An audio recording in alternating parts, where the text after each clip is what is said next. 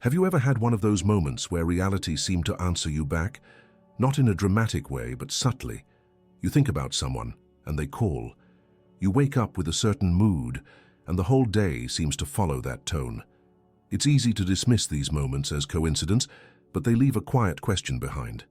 What if your mind isn't just reacting to life, but tuning into it? Not creating reality out of nothing, not controlling the world, but adjusting how reality meets you. Like an antenna, always receiving, always transmitting, even when you're not aware of it. If that's true, then most of what you experience isn't random. It's a response. And the real question isn't whether this is happening, it's whether you're doing it consciously or on autopilot. When scientists first noticed that observations seemed to interfere with experiments, the reaction wasn't excitement, it was discomfort. Something about the finding didn't fit the clean, mechanical picture of reality they were trying to build. In the early days of quantum physics, researchers discovered that particles didn't behave the same way when they were being measured as when they were not. The very act of looking changed the result. Not metaphorically, not symbolically, measurably. This wasn't a small detail. It shook the foundation of how reality was supposed to work. For centuries, science operated under a simple assumption. The world exists out there, complete and independent, and the observer stands apart from it. You look. Reality performs. End of story. But the observer principle cracked that story open. It suggested something far more unsettling, that reality at its most basic level does not fully take shape until it is observed. At first, many scientists tried to minimize this. They treated it as a technical glitch, a problem with instruments, a limitation of measurement, anything but what it was quietly pointing to, that the observer is part of the system, not outside of it. This idea was so disruptive that even today it is often softened, wrapped in technical language, or kept inside the laboratory. You'll hear phrases like measurement interaction or wave function collapse, which sound abstract enough to keep the implications safely contained. But behind the math is a simple, uncomfortable truth. Observation matters. Not intention, not belief. Observation. Before a particle is measured, it exists in a range of possibilities, not one outcome but many. When it is observed, those possibilities narrow into a single expression.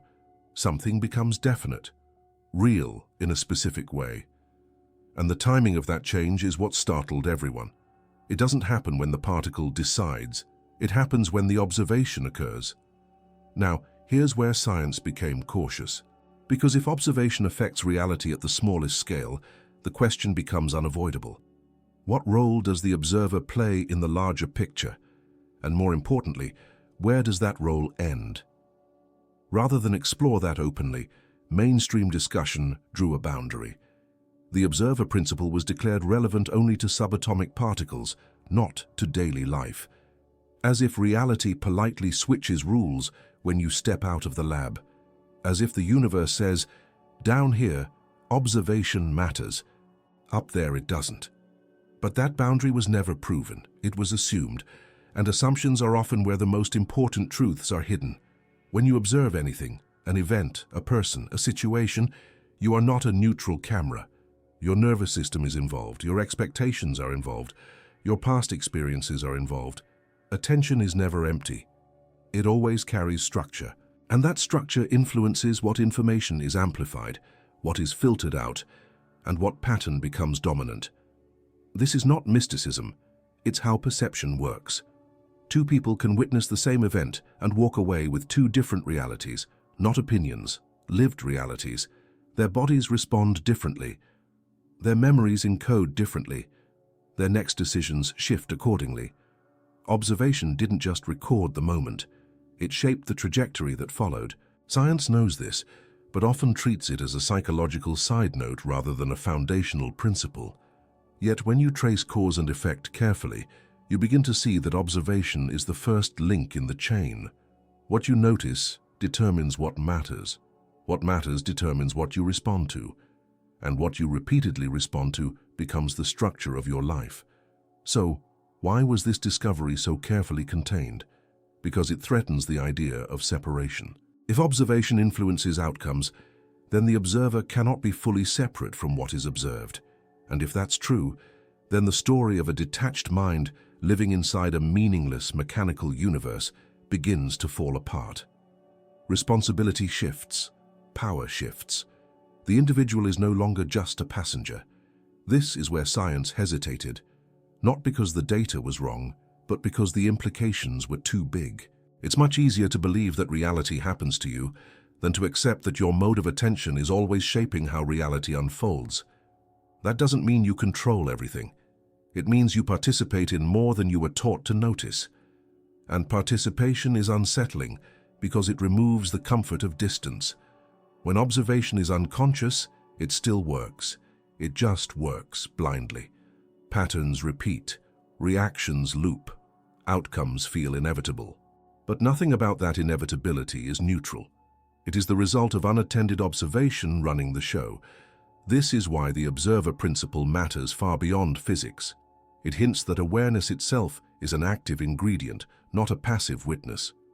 And once you see that, it becomes harder to maintain the belief that your mind is sealed off from the world, locked behind your eyes, separate and powerless. That belief, the belief in separation, is the next illusion that needs to be examined.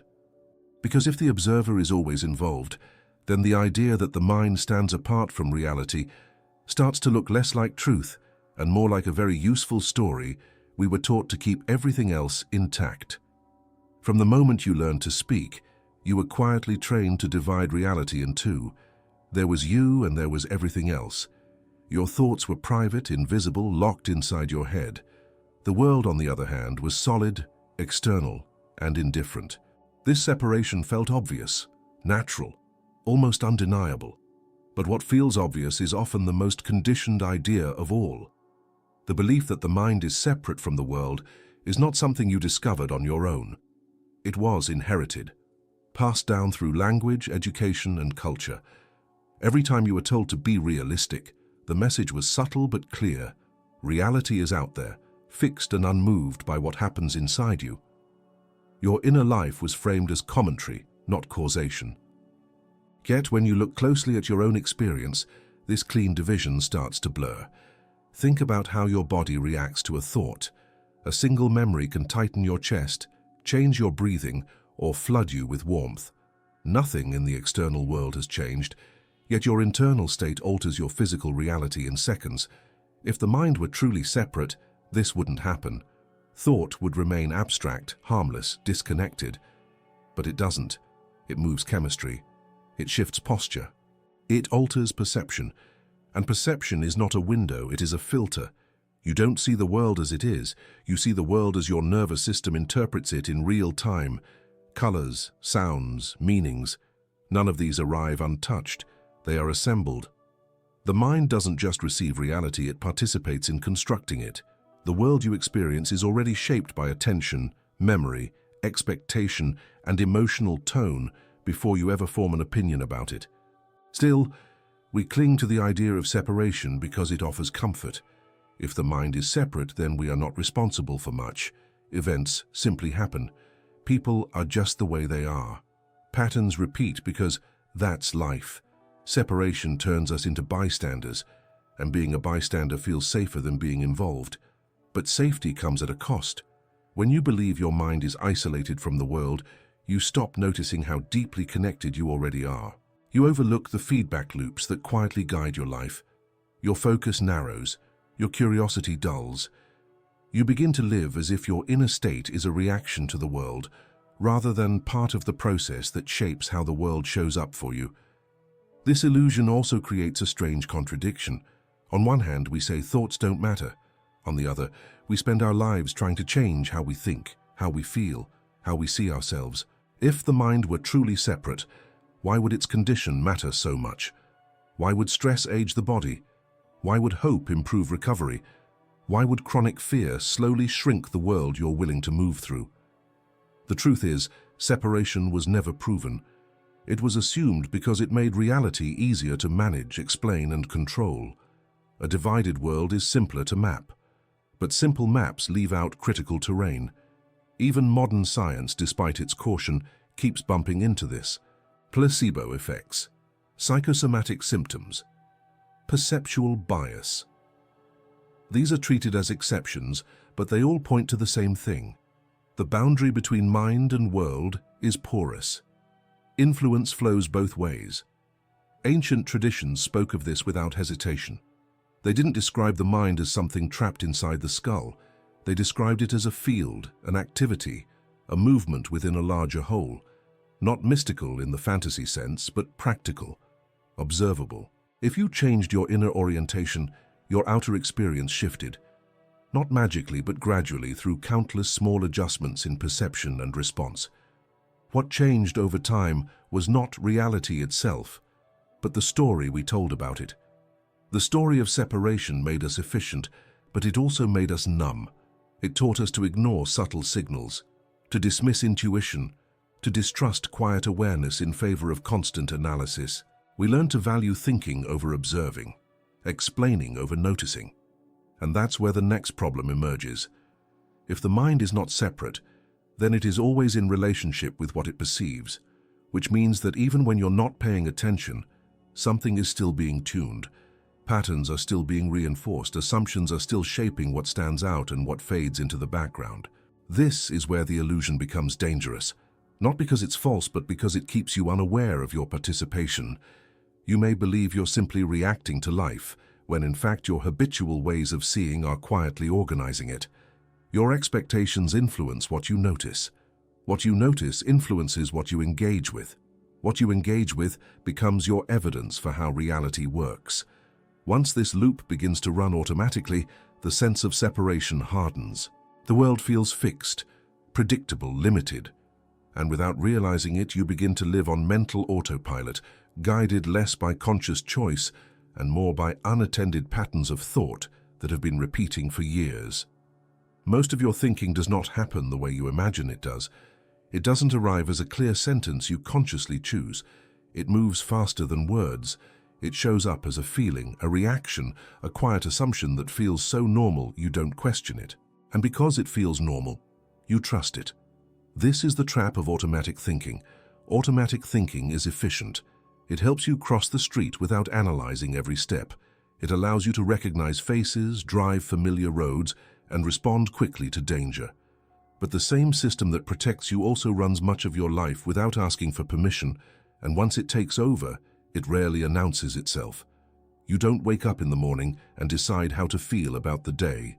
A mood is already there. A tone has been set. Before you speak to anyone, before anything happens, your mind has already interpreted the world. That interpretation then becomes the lens through which everything else is filtered. What makes this so powerful is that automatic thoughts don't feel like thoughts, they feel like reality. If you think, "This always goes wrong," it doesn't register as an opinion, it registers as a fact. Your body tightens. Your attention scans for confirmation. You notice every small problem and overlook anything that contradicts the story. By the end of the day, the thought feels proven, not because it was true, but because it was active. This is how unconscious thinking tunes your experience without you ever intending it to. The mind is constantly predicting. It guesses what will happen next based on past patterns. That's how it conserves energy. But predictions are not neutral. They lean toward what is familiar, not what is accurate. And familiarity often comes from repetition, not truth. If you've repeated a certain interpretation for years, it becomes the default. The mind stops questioning it. It runs automatically, like background software. And because you're not aware of it, you assume you are seeing clearly. This is where the sense of powerlessness begins. Life feels like something that happens to you. Situations seem to just turn out a certain way. People appear consistently disappointing or unpredictable or unsafe. You rarely stop to ask how much of that experience is being shaped by what your attention is already prepared to find. Automatic thinking thrives on speed. It hates pauses. The moment you slow down enough to notice it, it loses some of its control. That's why it keeps you busy, distracted, reactive, always responding, rarely observing, and the more reactive you become, the more convincing your inner narrative feels. You might believe you're responding to the world as it is, but in many moments, you're responding to a mental shortcut, a compressed version of reality that leaves out nuance, possibility, and choice. Over time, these shortcuts harden into beliefs. Beliefs about yourself, beliefs about others, beliefs about what is possible. None of this requires conscious agreement. It happens quietly, through repetition. This is why two people can face the same situation and live completely different experiences. One sees an obstacle, the other sees information. One tightens, the other adjusts. The difference is not intelligence or optimism. It's what their automatic thinking is tuned to notice first. And here's the uncomfortable part. Automatic thinking doesn't care whether it helps you or not. It cares about efficiency and consistency. If a fearful interpretation once kept you safe, it will keep using it long after it stops being useful. If a self-critical voice once motivated you, it will keep speaking even when it begins to shrink your world. This is not because the mind is cruel. It's because it is habitual. Once a pattern is established, the mind prefers to repeat it rather than revise it.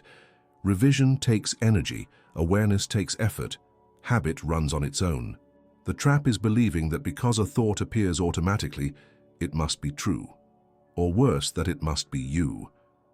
But thoughts are events, not identities. They arise, perform their function, and fade, if they are allowed to. When they are not observed, they loop. When they are not questioned, they become the atmosphere you live in. Over time, this atmosphere begins to influence how reality responds to you. Not in a mystical sense, but in a practical one. Your posture changes, your tone shifts. Your choices narrow. People respond differently. Opportunities feel closer or further away. The world you experience subtly reorganizes itself around your unattended assumptions. And when those assumptions are driven by fear, tension, or constant expectation of failure, the feedback you receive often reflects that state back to you. This is where many people begin to feel that reality itself is hostile or chaotic. They don't see the role of automatic thinking in shaping that experience. They only feel the result. And yet, the moment you start to notice the quality of your observation, the emotional charge behind it, the speed of your conclusions, you begin to sense something important. It's not just what you think that matters, but how you observe while you're thinking. Because the state from which you observe carries energy. And when that state is fear-based, reality seems to answer in kind. Fear changes the way you look at the world long before it changes what actually happens. It narrows your attention. It speeds up your conclusions. It makes everything feel urgent, unstable, slightly out of control. And once fear becomes the lens through which you observe, reality begins to feel chaotic, not because it suddenly is, but because you are no longer seeing the whole picture. When you are afraid, your mind stops exploring and starts scanning. It looks for threats, problems, signs that something is about to go wrong. This is not a flaw, it is a survival mechanism. But survival mode was never designed to run your entire life. It was designed for short moments of danger, not for daily observation. Yet many people live there without realizing it. You wake up tense. Your body already expects resistance from the day. Before anything has actually happened, your nervous system is prepared for conflict, disappointment, or loss. From that state, every neutral event becomes suspicious. A delay feels like rejection. A silence feels like danger. A small mistake feels like proof that things are falling apart. Fear doesn't invent events. It reorganizes meaning. This is why days that start with anxiety often seem to spiral. One thing goes slightly wrong and suddenly everything feels off. Conversations feel sharp. Decisions feel rushed. You miss details you would normally catch. You react instead of respond. And by the end of the day, it feels as if the world itself was working against you. But if you look closely, the pattern is not external. It's internal. When fear drives observation, your behavior changes in subtle ways. Your tone tightens. Your posture closes. Your choices become defensive. People respond to that even if they can't name it. Situations escalate faster because there is no spaciousness in your attention. Everything is handled with urgency, and urgency amplifies friction. This creates a feedback loop. Fearful observation leads to constrained perception. Constrained perception leads to limited options. Limited options increase stress. Increased stress reinforces fear. At no point does the loop require a dramatic external cause. It runs on interpretation. From the inside, it feels like chaos. From the outside, it looks like a system under pressure. This is often misunderstood as attracting bad things, but that language misses the point. Reality is not punishing you. It is responding to the state from which you are engaging with it, not morally, mechanically. Systems respond to input. When the input is tension, the output tends to be noise. Think about how you handle a delicate task when you're calm versus when you're afraid of messing up. Your hands are steadier when you're relaxed. When fear enters, movements become jerky. Precision drops, errors multiply. The task didn't change, the observer did. The same principle applies to life as a whole. Fearful observation also collapses time. The future rushes into the present. You begin to live in anticipation rather than awareness. Instead of meeting what is happening now, you react to what you think might happen next. This makes reality feel unstable, as if it's constantly slipping out of your control. In that state, even good moments are fragile. You can't fully inhabit them because part of your attention is already bracing for loss. Joy becomes something to protect instead of something to experience. And protection, when driven by fear, often suffocates what it tries to preserve. What's important to understand is that fear does not just color your emotions. It shapes your observation. And observation, as you've seen, is not passive. It influences what patterns become dominant in your experience. This is why chronic fear makes the world feel harsher over time. Not because danger increases, but because your tolerance for uncertainty decreases. Ambiguity becomes threatening. Complexity feels overwhelming. The unknown turns into an enemy. Reality, which is naturally complex and uncertain, begins to feel chaotic simply because it no longer fits inside the narrow frame fear allows. And yet fear often feels justified. It points to evidence. It shows you examples of things that went wrong before. It speaks with urgency and conviction. That's what makes it so convincing. Fear doesn't whisper, it insists. But insistence is not accuracy. The moment you begin to observe fear itself, not as an enemy, but as a state, you create a small gap.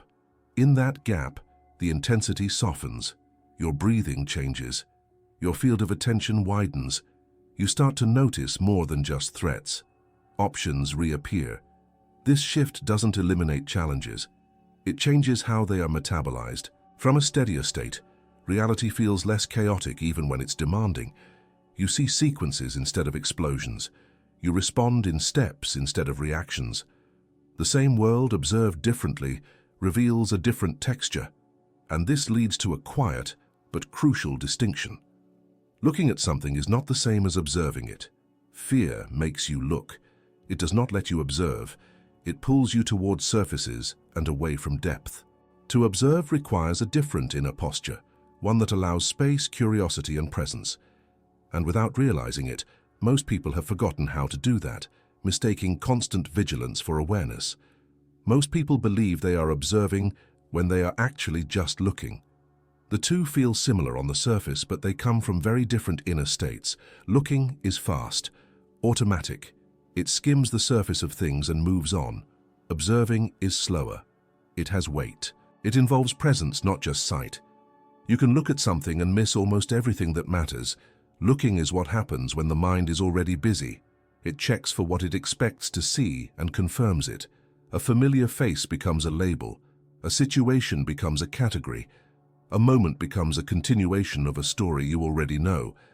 There is no discovery in looking, only recognition. Observing, on the other hand, begins when recognition pauses. When you truly observe, you are not trying to confirm anything. You are not scanning for danger or proof. You are allowing information to arrive without immediately deciding what it means.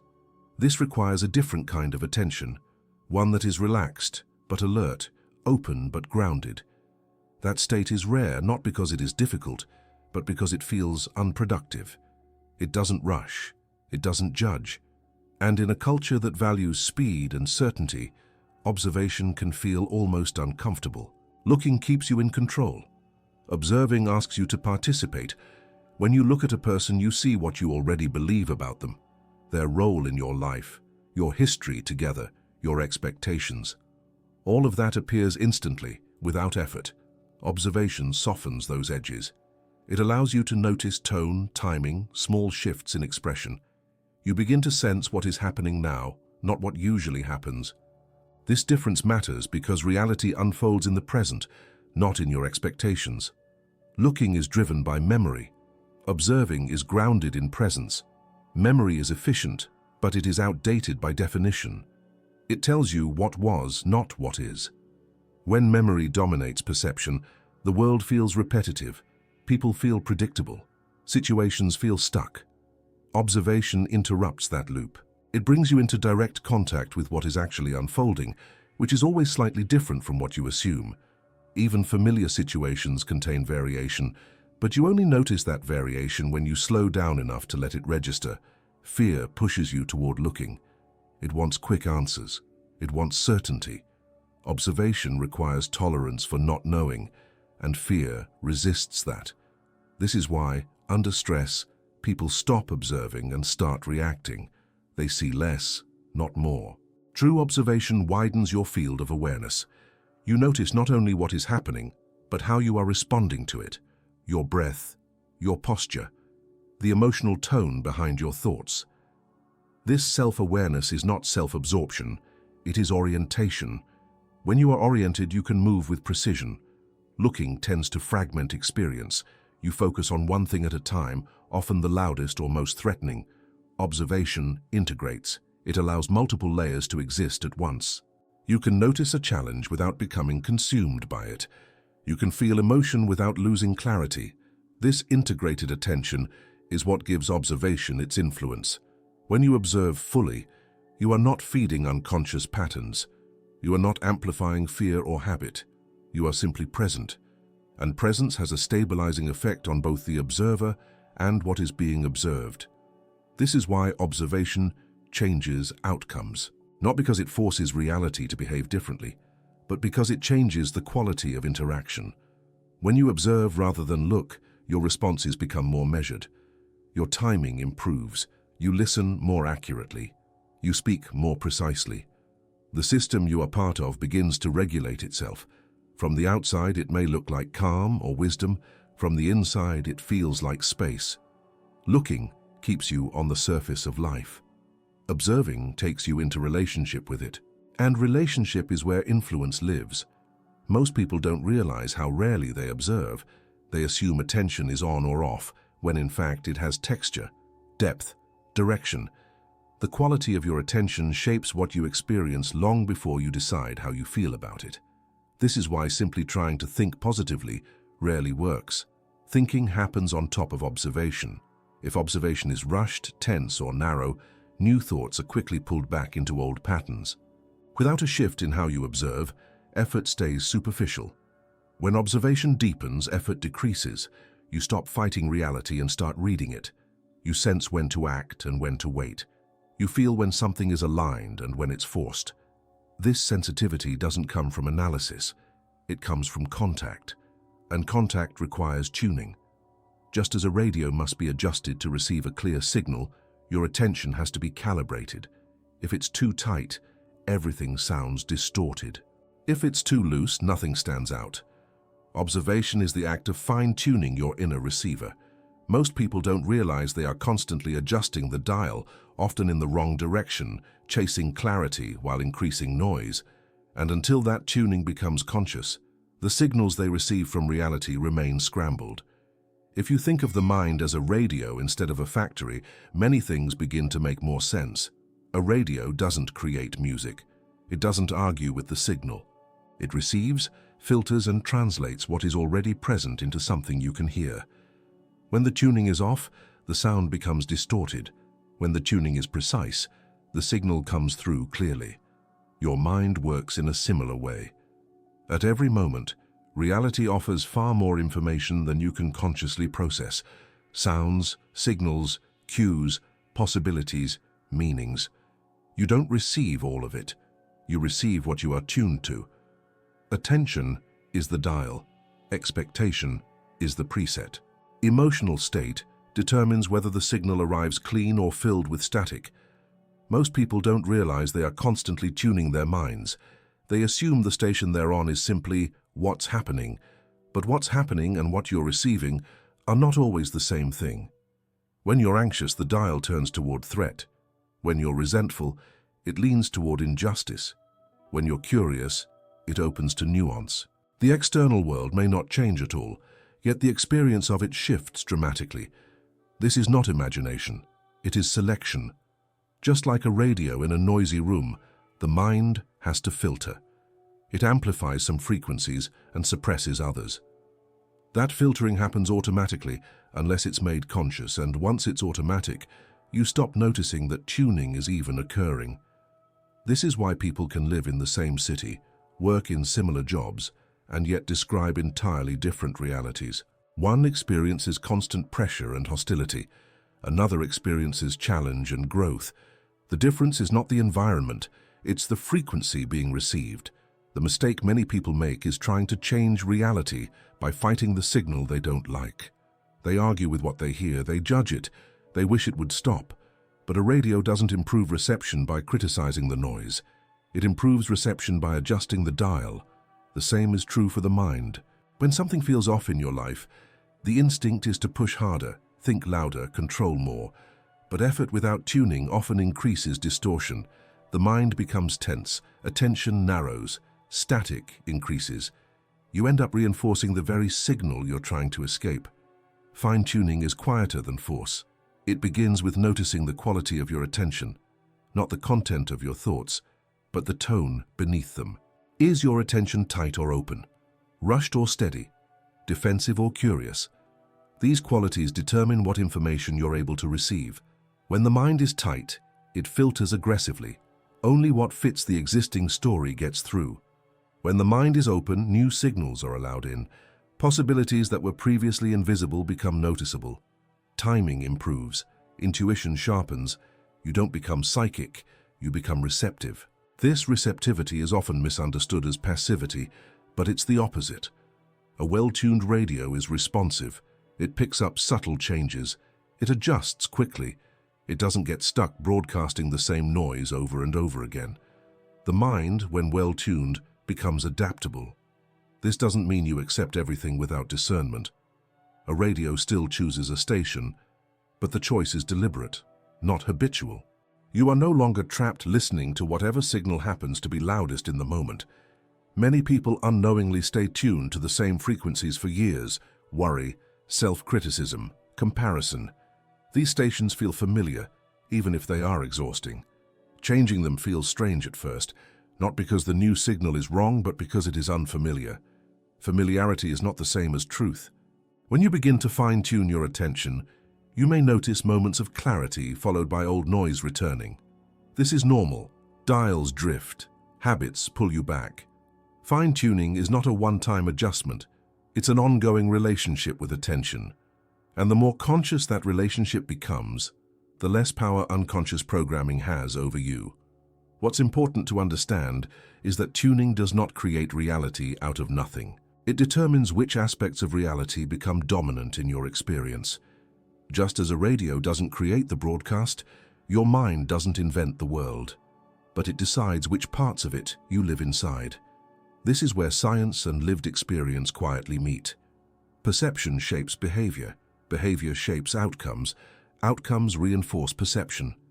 The loop is not mystical, it's observable.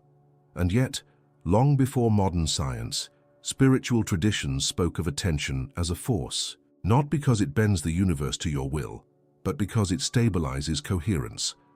When attention is scattered, experience fragments. When attention is coherent, life feels aligned. Most people don't suffer because reality is harsh. They suffer because their inner signal is noisy. And much of that noise doesn't come from within. It comes from constant exposure to other people's signals, opinions, fears, narratives, and interpretations that enter through attention and quietly reset the dial without permission. For a long time, science and spirituality were treated as opposites. One was framed as rational and reliable, the other as symbolic, subjective, even naive. But that division is slowly dissolving.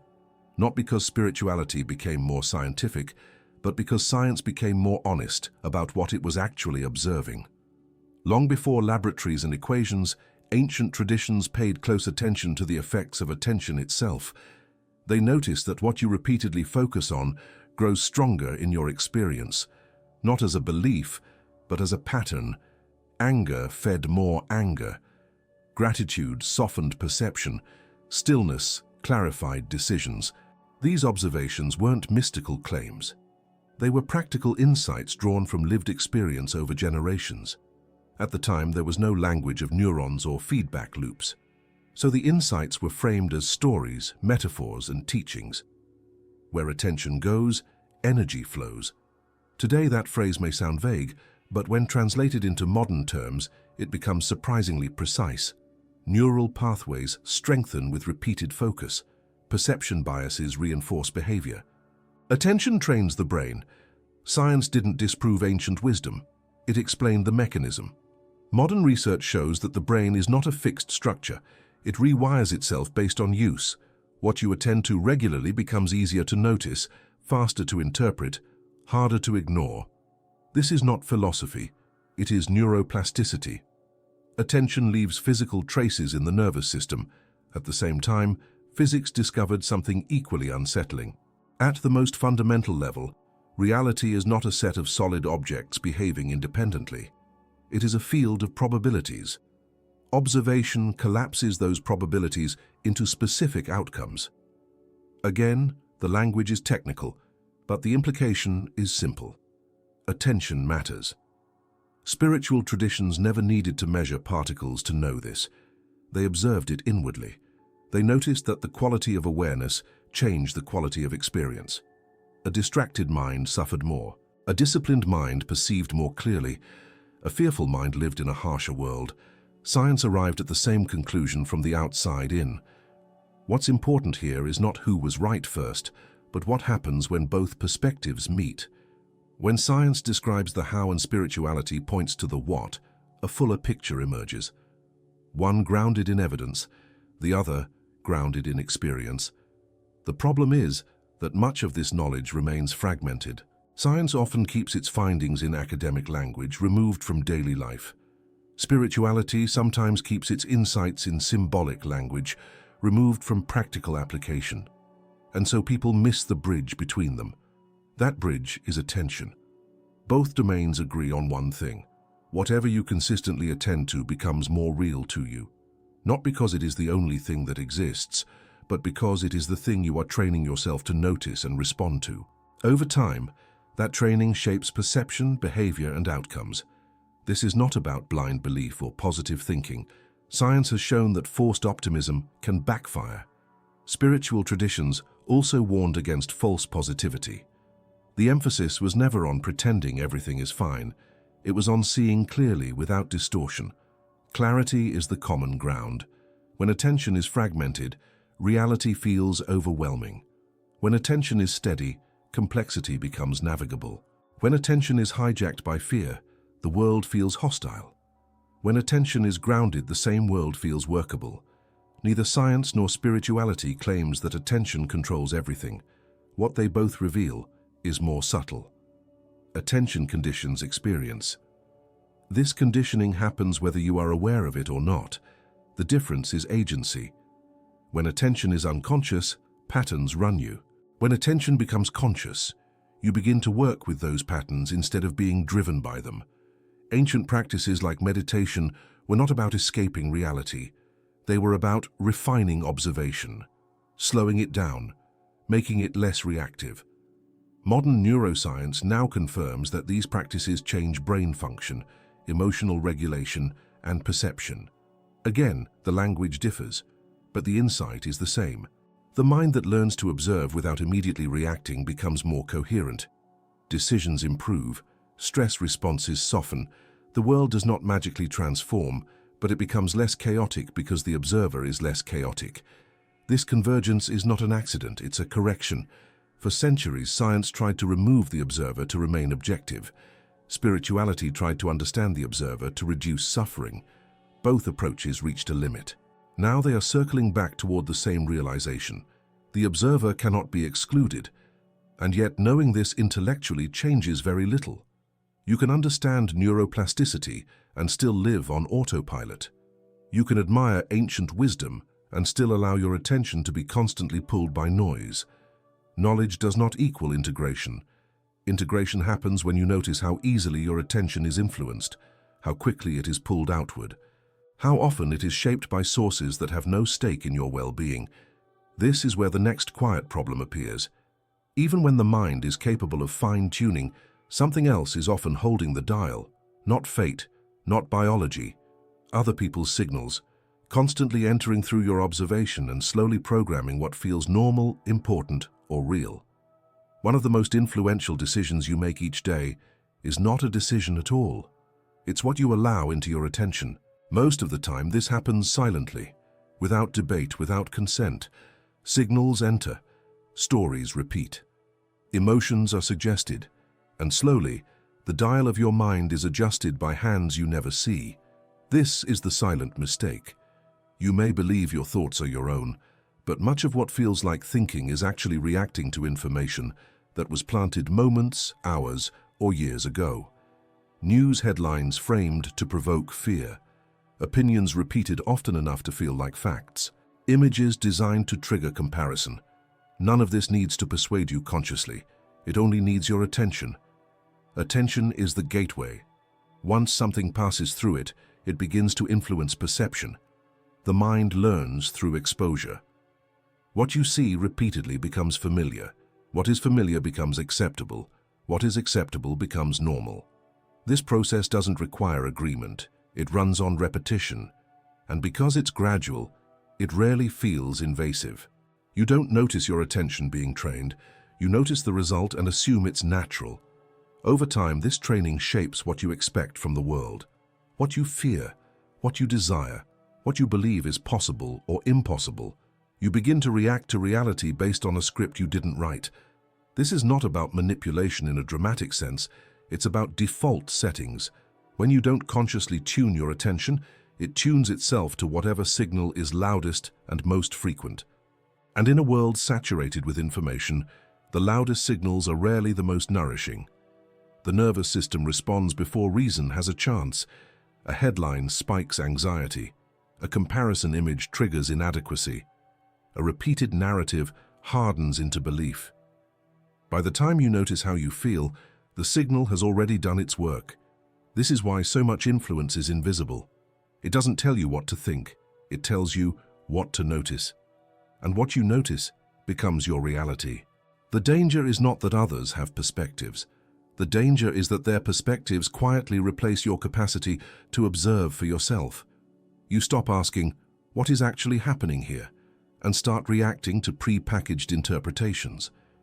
When this happens long enough, inner authority erodes.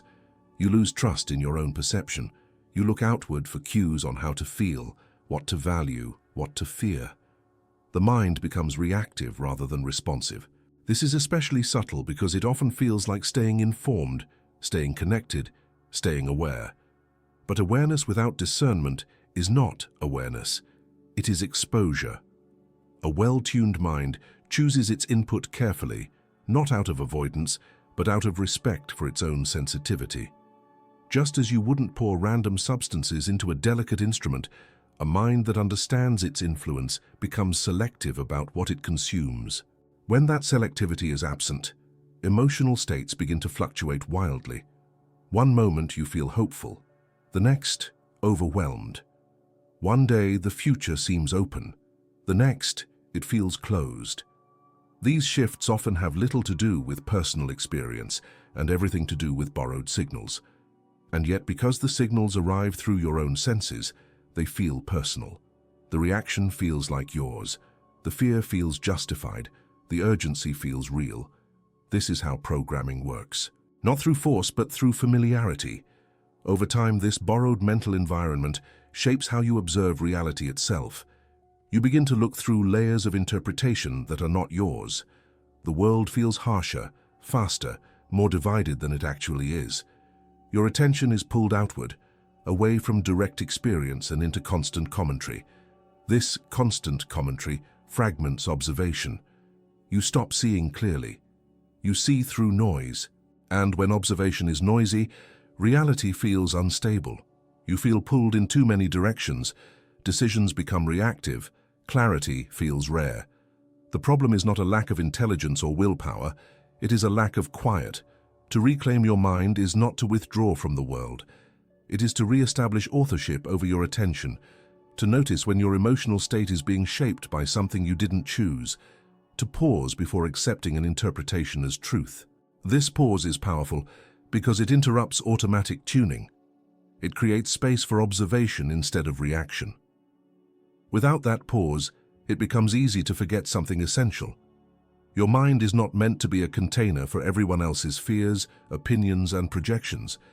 It is meant to be an instrument of perception, capable of clarity, depth, and discernment. And when that instrument is constantly being adjusted from the outside, it loses coherence. Reality begins to feel fragmented, confusing, even overwhelming. At that point, a deeper question quietly emerges, not about information or influence, but about where reality actually begins, and whether what you call the world is something you are living in, or something that is living through you. There is a moment when the usual way of thinking quietly collapses. Not dramatically, not all at once, just enough for a question to appear that refuses to go away. What if you're not inside reality, moving through it as an isolated point? What if reality is moving through you? At first, this idea feels wrong, almost backwards. You have spent your entire life identifying as the one who experiences, the one who thinks, the one who observes. Reality in that story is something external that you encounter. But when you look closely at your actual experience, this separation starts to feel less solid. Everything you know about the world arrives through you. Sound enters your ears, light enters your eyes, sensations register in your body, thoughts arise in awareness. There is no experience of reality that exists for you outside of this process. Reality, as you know it, is always happening within perception. This doesn't mean the world isn't real. It means that your experience of it is inseparable from the way it moves through your nervous system. You don't live outside reality and step into it occasionally. You are immersed in it continuously, breathing it, interpreting it, responding to it. Reality expresses itself through sensation, emotion, thought, and reaction inside you. In that sense, it is not something you visit. It is something that inhabits you. This is the logical break. If reality only becomes meaningful as it is perceived, then perception is not a side effect, it is a central event. And if perception is central, then the observer is not peripheral. The observer is a meeting point. This shifts the question from what am I experiencing to how is reality expressing itself through this experience right now. When this shift happens, something subtle but profound changes. You stop feeling like a small self navigating a massive world. You begin to feel like a process within a larger movement, not in a poetic sense, but in a practical one. Your emotions are no longer just personal flaws or achievements. They are signals, information about how reality is currently being interpreted and metabolized. Your thoughts are not commands. They are patterns arising within awareness, shaped by history, context, and attention. This perspective doesn't remove responsibility, it refines it. If reality is living through you, then the quality of your awareness matters, not because you control the universe, but because you are one of the places where the universe becomes conscious of itself. How clearly that happens depends on how distorted or coherent your observation is. When awareness is cluttered by fear, borrowed narratives, and automatic thinking, reality expresses itself as confusion and friction. When awareness is grounded, open, and present, reality expresses itself as order and flow. The external conditions may be the same. The expression is different. This is why trying to dominate reality feels exhausting. You are trying to control something you are already part of. It's like a wave trying to command the ocean. The effort creates tension because it is based on a false premise of separation. When that premise dissolves, effort changes into participation. You don't force outcomes. You influence trajectories through the quality of your engagement. Your attention becomes less about control and more about alignment. You listen more. You sense timing. You respond rather than impose. From this perspective, many struggles take on a different tone. Resistance often comes from misunderstanding your role. You push when you could adjust. You brace when you could observe. You fight signals instead of reading them. Reality is constantly communicating, through sensation, through emotion, through patterns that repeat until they are noticed. When you treat these as obstacles instead of messages, the communication grows louder, not as punishment, but as persistence. Seeing yourself as a place where reality lives softens the sense of isolation. You are no longer carrying everything alone. You are participating in something larger that is moving, adapting, and learning through countless forms, including yours. This doesn't make you passive. It makes you attentive. Attention, in this view, is not something you do to reality. It is how reality becomes articulated within you. The clearer the attention, the clearer the articulation. And when attention is clear, something else becomes obvious. What you call your life is not a fixed path you walk along. It is a dynamic interaction between inner state and outer condition, continuously shaping and reshaping itself. This is where the sense of control gives way to a different kind of agency. You may not decide everything that happens, but you deeply influence how it unfolds by the way you receive it, by the openness or resistance you bring, by the stories you repeat or release. Once this logical break occurs, the old question of how do I make reality do what I want loses its grip. A quieter question takes its place, one that feels more honest and more powerful. How am I participating in what is already happening, and what would it mean to participate with clarity instead of habit? That question doesn't seek an answer in thought alone. It invites a shift in observation itself. You are not a spectator of your life. You are the transmitter. Every moment, something is being sent through you. Your attention, your emotional tone, the way you meet what is happening. Reality doesn't wait for your words. It responds to your state. Not because the universe is judging you, but because it is listening to how you are tuned right now. The true awakening is not about forcing better thoughts or escaping the world. It's realizing that your way of observing is already shaping what comes next. When awareness becomes clear, life stops feeling random. You begin to sense rhythm instead of chaos, direction instead of noise. Nothing mystical, just participation instead of autopilot. If this reached you, write this sentence in the comments: I am adjusting the signal. That's how I'll know you stayed until the end. And if this connected with you and you want to go deeper, choose one of the videos on the screen now. It's there for a reason.